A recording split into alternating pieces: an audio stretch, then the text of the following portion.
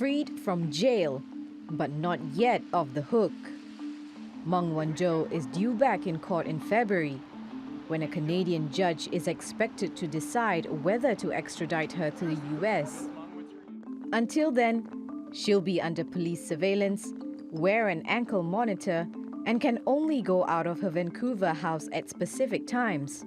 Washington accuses the Huawei chief financial officer of allowing the sale of equipment to Iran and violating US sanctions. Meng has denied the allegations. But if she's extradited, she could face up to 30 years in prison for each charge. Meng's arrest had cast a shadow over ongoing trade talks between the US and China, but that may help her.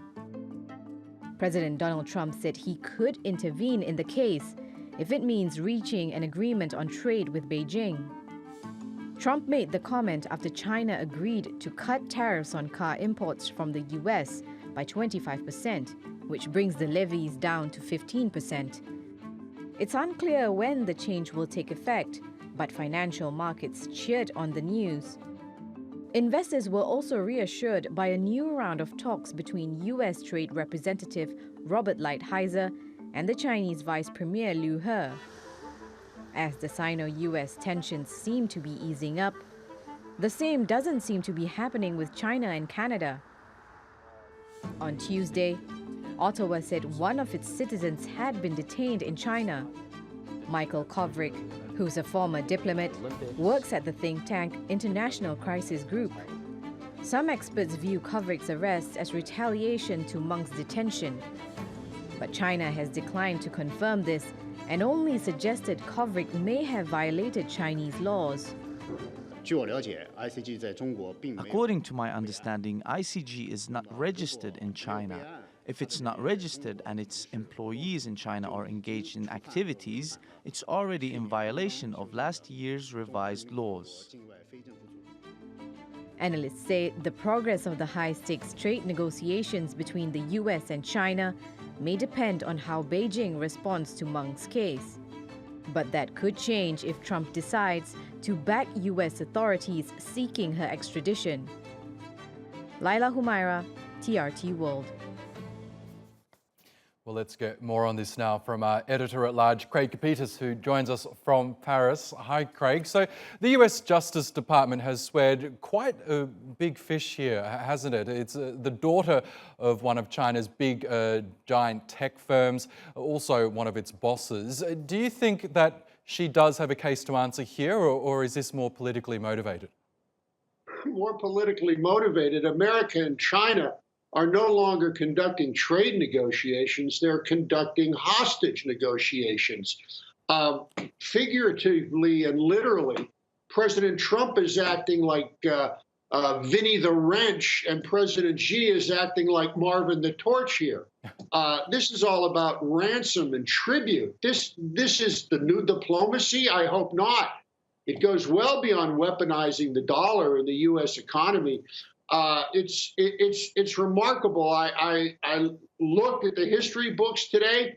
Haven't seen anything like this since the early 19th century, when the United States was forced to pay tribute to the Barbary pirates in order to let their trade and people exist in the Mediterranean and the North Atlantic. Remarkable. Yes, I guess adding to the perception that it may have to do more with politics is that Donald Trump today added a bit of a twist by suggesting that he may intervene in this case if it'll help him in his negotiations with China on their trade dispute. Do you think he'll actually use this as a bargaining chip with Beijing?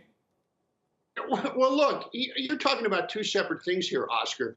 That's a political action, not a legal one in the U.S. and Canada. You know, countries governed by the rule of law are governed by a rule of law, certainly the U.S. and Canada, not by the ukase of a dictator. And America and Canada make a big deal out of saying how their judiciary is independent from their executive and parliamentary branches. It's called a separation of powers. So I find that remarkable. Look, imagine, if you will, Steve Jobs' daughter was the chief financial officer of Apple.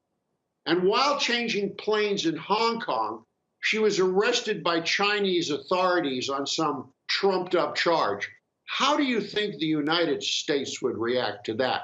Because that's what's going on here. It's an escalation. And we know Huawei has been gaining more and more prominence around the world. It's selling more smartphones than Apple. It's building infrastructure in many countries around the world. And the US has long identified Huawei as a national security threat. It's also urging other countries not to do business with it. Do you think there's a risk that this case against the Huawei CFO could turn into a broader move against the company?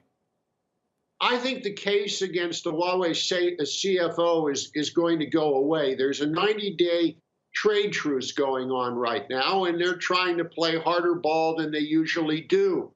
I think Huawei is going to continue to be a problem to Western intelligence communities, and I think Huawei is going to continue to sell its products to countries who are friendly with China. I don't think any democratically elected country would want to do business with Huawei because of the intrinsic intelligence gathering problems with its systems. How that's all going to play out, I don't know. What I do know is they have to reach a trade agreement here, more important than Brexit or anything else. China's in the hole with a lot of debt. The United States is in the hole with a lot of national debt. They have to sort something out, and quick.